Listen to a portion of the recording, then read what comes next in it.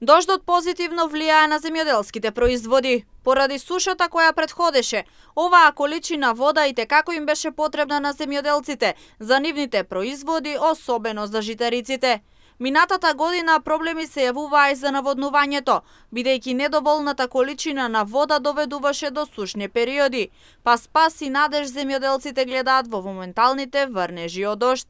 Види, дождот сега моментално се врни интензивно, значи е добродојден за посевите на житарицата и не само за житарицата, за сите култури што ги имаме насејано во овчеполијата. Иначе беше доста суша, бебе нараво. Дали ќе има врнежи или нема да има врнежи, али до сега е добро. И акумулациите што беа браните, калиманци и ред други, беа многу отпразни. Вода ме мака со наводнувањето во текот на 2020-2021, со дождовите мислам дека ќе биде подобро во текот на годината.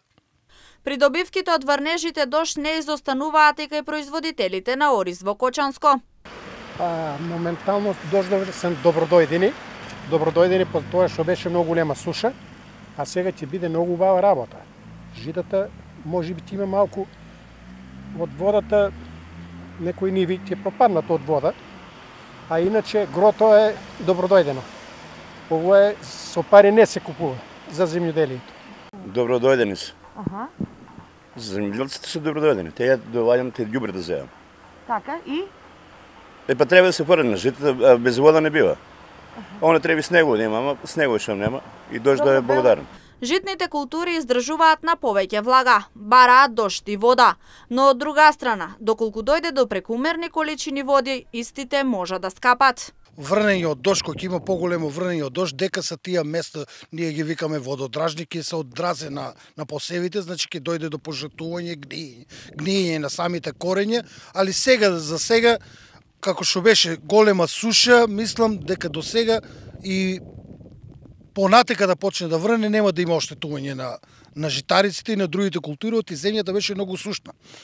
Али ако продолжи вака февруар, март, април, мислам дека ќе издржат, па ќе дојдат и подобри сончеви времења, нема да биде само дожд. Врз пченицата, пченката и оризот како најраспостранети житни култури, добро влијае и снегот, бидејќи се прави поголема влага и се овозможува поголема издржливост во пролетните денови. Моменталните врнежи од дожд се од големо значење за земјоделските посеви и се очекува оваа година да биде поразлична од претходната, која се вброи во групата на сушни години.